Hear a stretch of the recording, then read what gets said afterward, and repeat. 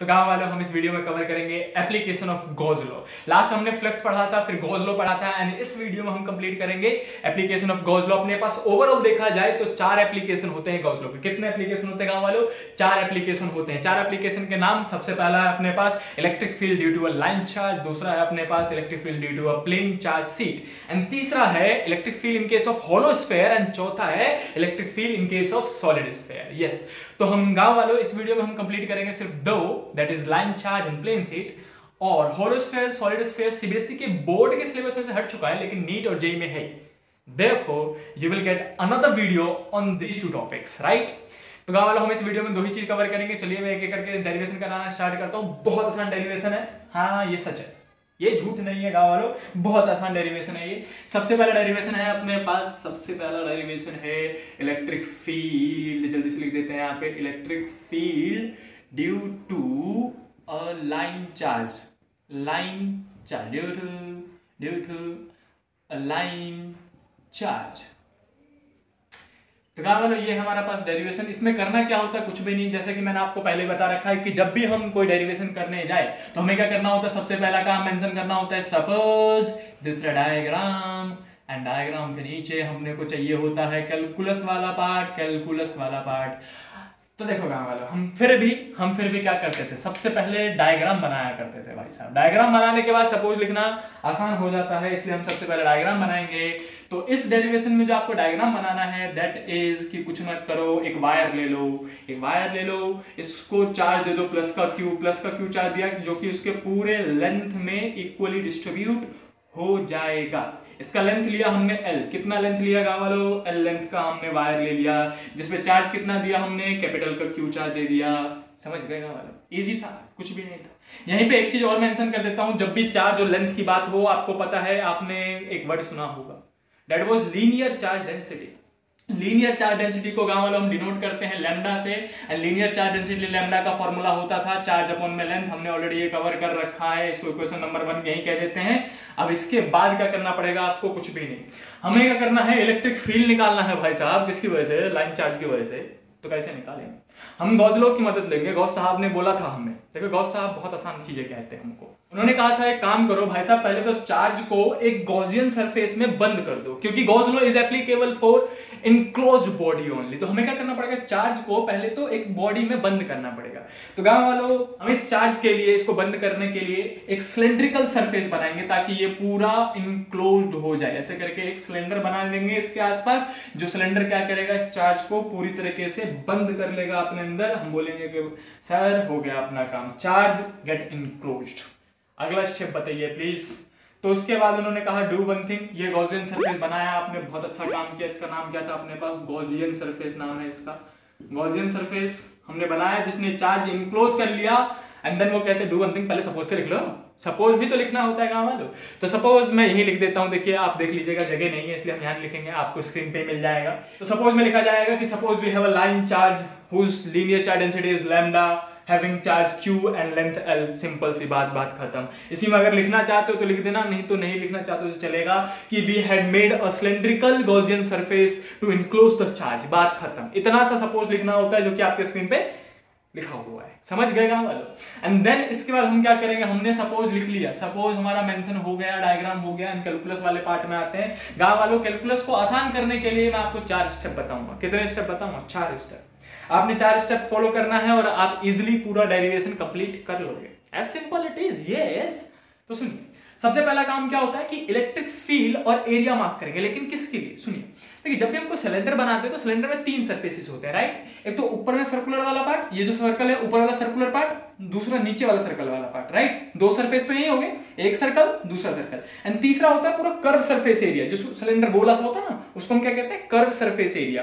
तो ये 3 सरफेसेस होते हैं किसी भी सिलेंडर में। हमें इन तीनों सरफेस के थ्रू अब क्या करना है? आपको एरिया वेक्टर दिखाना है और इलेक्ट्रिक फील्ड मार्क करना है। तो कर लेते हैं, कितना आसान तो काम है भाई साहब। देखिए प्लस चार्ज था, तो प्लस चार्ज में से इलेक्ट्रिक फील्ड लाइंस बाहर निकलती है ना, तो हम बोलेंगे पहले सरफेस का नामकरण कर दो। इस सरफेस को फर्स्ट सरफेस कह दो, सेकंड सरफेस कह दो, थर्ड सरफेस कह दो, एंड इसका एरिया वेक्टर, अगर इस वाले सरफेस का एरिया वेक्टर देखा जाएगा तो वो तो हो जाएगा बाहर की ओर। भैया हमने एरिया वेक्टर पढ़ रखा है, area vector is always perpendicular to the surface and out of the body. इसका भी एरिया वेक्टर मार्क कर दिया जाए तो किधर की होगा? नीचे की ओर, perpendicular to the surface and out of the body, body से बाहर निकल रहा होगा, राइट। एंड दूसरा इलेक्ट्रिक फील्ड मार्क करना था, तो इलेक्ट्रिक फील्ड प्लस चार्ज है तो इलेक्ट्रिक फील्ड तो बाहर निकलेगा, तो इस पॉइंट में मैं इलेक्ट्रिक फील्ड इधर निकलता हुआ दिखा दूंगा, हम बोलेंगे इलेक्ट्रिक फील्ड बाहर जा रहा होगा। इस पॉइंट पे भी इलेक्ट्रिक फील्ड आप इधर की ओर दिखाओगे, out of the positive charge, positive charge तो इलेक्ट्रिक फील्ड निकल रहा था ना, पहले वीडियो कवर कर रखा है भाई हमने इस पे।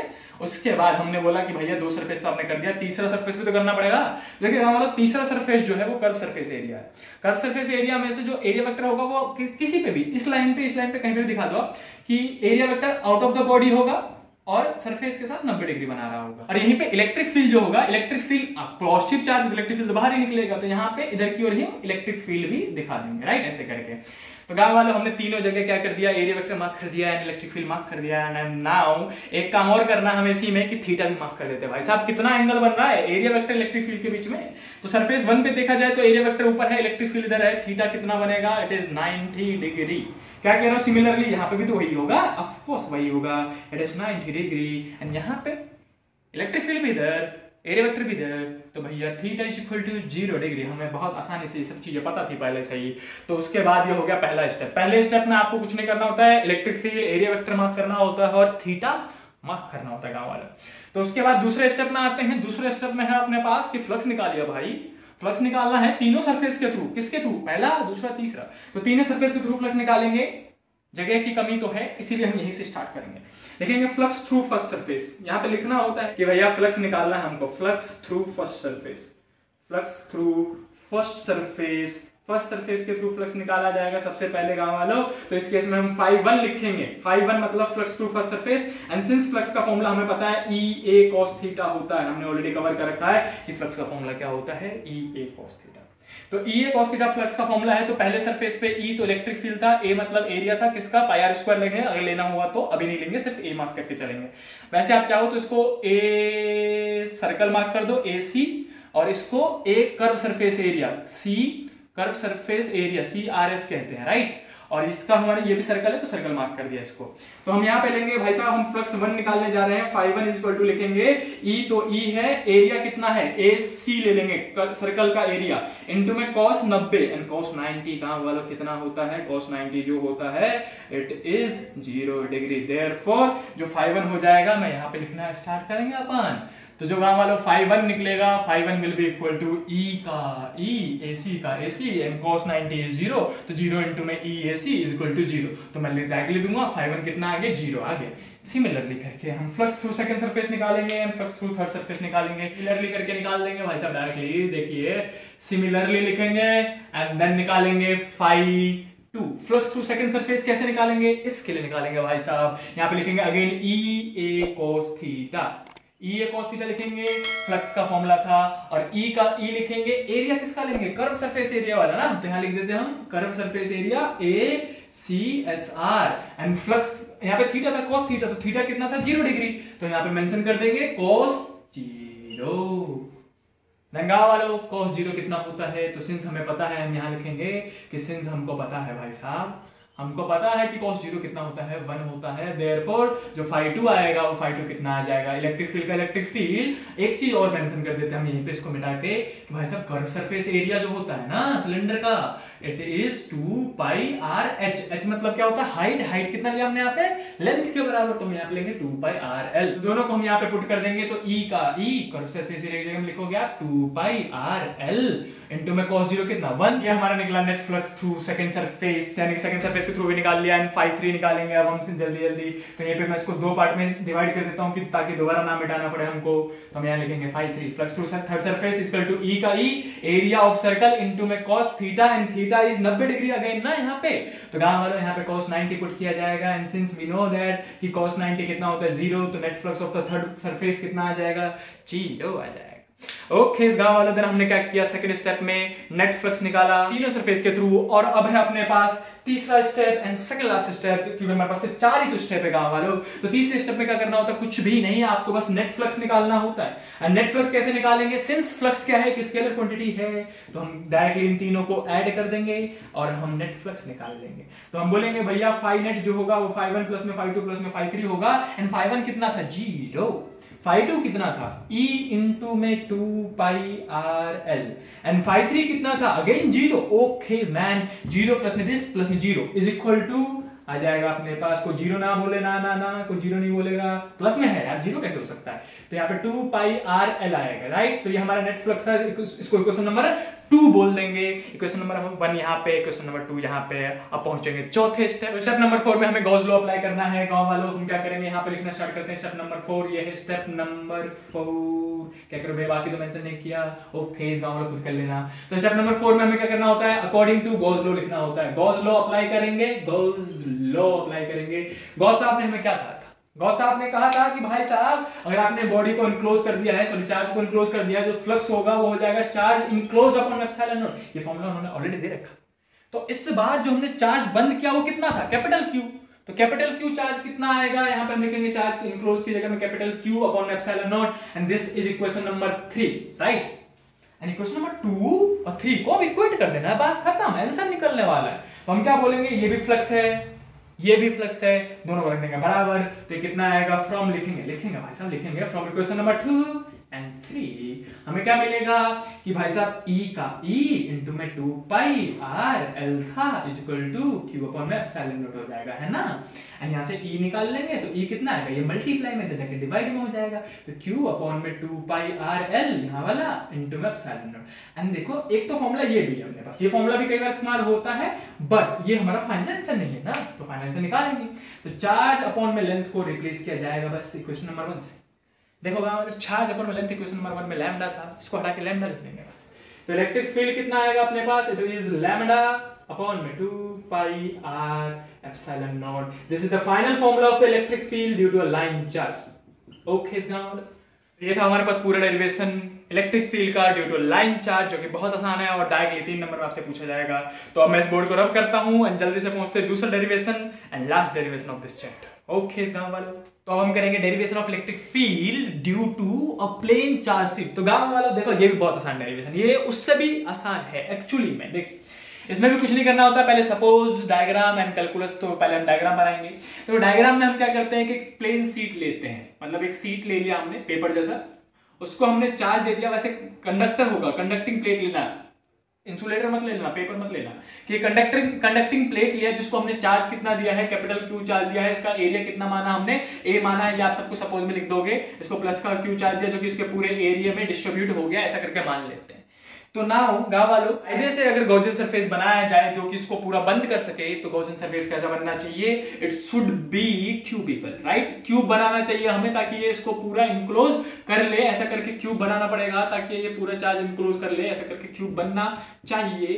क्या कह रहे हो सर, चाहिए कह रहे हो, मतलब कुछ घोटाला है। यस गांव वालों यहाँ पे घोटाला है, हमें एक cubical surface, cubical Gaussian surface बनाना चाहिए था जिसकी वजह से पूरा चार्ज इनक्लोज हो जाता, लेकिन सबने बोला कि अच्छा क्यूबिकल सरफेस बनाएंगे तो तब तो 6 सरफेस आ जाएगा, 6 सरफेस आएगा तो 6 के थ्रू फ्लक्स निकालना पड़ेगा, डेरिवेशन लंबा हो जाएगा। एनसीईआरटी ने भी यही किया, आसान कर दो। एनसीईआरटी ने कहा आसान कर दो, सारे बुकों ने भी यही किया, आसान कर दिया। उन्होंने कुछ नहीं किया गांव वालों, उन्होंने बोला कि बच्चों को आसान चीजें दो। क्या कह रहे हो, अभी तो हमारे लिए सोचा। गांव वालों खुशी देख रहे हो भाई साहब, उन्होंने कहा कि एक काम करो, फिर से प्लस का चार्ज दे दो, प्लस का क्यू, फिर से एरिया सेम है, एंड इस बार अच्छा इसमें 6 सरफेसेस थे इसलिए उसको ले नहीं रहे थे, इसमें कितना सरफेस लेंगे, तो उन्होंने सिलेंडर ले लो ना, पिछले रिवीजन में तो लिया हमने सिलेंडर, तो सिलेंडर ले लेते हैं। सिलेंडर में कितने सरफेस है, 3 सरफेस है, हम बनाएंगे cylindrical Gaussian surface. Cylindrical Gaussian surface कैसा बनेगा गांव वालों, ऐसा करके मान लेते हैं कि एक सिलेंडर लिया जो कि इस पूरे सरफेस के हमने आर पार कर दिया, यानी कि इस साइड से इस साइड निकाल दिया, ऐसे करके ऐसे करके ऐसे करके एक सिलेंड्रिकल गॉसियन सरफेस ले लिया। मैं जल्दी से इसको रब कर देता हूँ, ये हमारे किसी काम का नहीं है, बाकायदा कायदे से ये बनना चाहिए, लेकिन हमें काम तो इस पे करना है, फुल नंबर मिलेंगे भाई साहब, डोंट वरी। ये वाला सिस्टम, क्यूबिकल वाला सिस्टम कहीं पे भी नहीं मिलेगा आपको, जहां मिलेगा यही वाला मिलेगा। अब डायग्राम में थोड़ा सा सर्कल ऊंचा नीचा हो गया, उसको देख के कोई कुछ नहीं बोलेगा, दोनों सर्कल का एरिया बराबर मानेंगे हम। तो गांव वाले फिर से हमारे पास क्या मिला, सिलेंडर मिला। सिलेंडर में अपने पास कितने सरफेसेस है, 3 सरफेसेस है, एक ये वाला सर्कल, ये वाला सर्कल, एक कर्व सरफेस एरिया। तो उसके बाद लिखेंगे सपोज आपके स्क्रीन में आप खुद ही पढ़ लेना। अब हम क्या करेंगे गांव वालों, कैलकुलस वाले पार्ट में आएंगे। कैलकुलस वाले पार्ट में कुछ भी नहीं करते हैं भाई साहब, सेम स्टेप फॉलो करना है। पहला काम क्या था, पहले स्टेप में हम इलेक्ट्रिक फील्ड, एरिया वेक्टर और थीटा मार्क करते थे, राइट। दूसरा स्टेप था अपने पास गांव वालों फ्लक्स निकालना थ्रू तीनों सरफेस, एंड तीसरा काम था अपने पास नेट फ्लक्स निकालना, चौथा काम था अपने पास गॉस लॉ अप्लाई करना। तो हम पहला स्टेप करेंगे जिसमें हम क्या करते थे, electric field area vector mark करते थे। इस सरफेस का जो एरिया वेक्टर होगा वो होगा बाहर की तरफ, out of the body, and at the 90 degree and इस सरफेस का जो एरिया वेक्टर होगा वो भी होगा बाहर की ओर और 90 डिग्री बना रहा होगा सरफेस के थ्रू। और कर्व सरफेस एरिया का कहीं पे भी दिखा देते हैं, यहाँ पे दिखा देते हैं कर्व सरफेस एरिया का ऊपर की ओर होगा और सरफेस से कितना डिग्री बना रहा होगा, 90 डिग्री बना रहा होगा।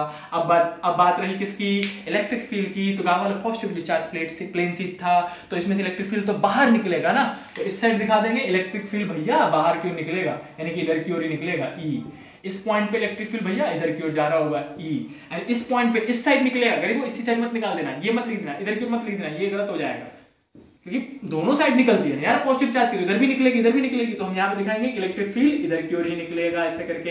एंड देन थीटा मार्क करेंगे गांव वालों, तो थीटा यहाँ पे कितना होगा 90 डिग्री ना, इलेक्ट्रिक फील्ड ऊपर की ओर, सॉरी इलेक्ट्रिक फील्ड इधर की ओर, एरिया वेक्टर ऊपर की ओर, यहाँ पे थीटा कितना होगा, दोनों सेम डायरेक्शन में तो 0, और यहाँ पे भी दोनों सेम डायरेक्शन में तो theta equal to 0 degree. Now हमारा पहला स्टेप हो गया पूरा। अब हम करेंगे दूसरे स्टेप। दूसरे स्टेप में हमें क्या करना होता है गांव वालों, कुछ नहीं करना होता है, इलेक्ट्रिक फ्लक्स निकालना होता है थ्रू ईच सरफेस। तो देखिए हम पहले सरफेस के थ्रू निकालेंगे, हम लिखेंगे यहाँ पे लिखना पड़ता है भाई साहब फ्लक्स थ्रू फर्स्ट सरफेस ऐसे करके, फ्लक्स थ्रू फर्स्ट सरफेस ऐसे करके हम लिख देंगे।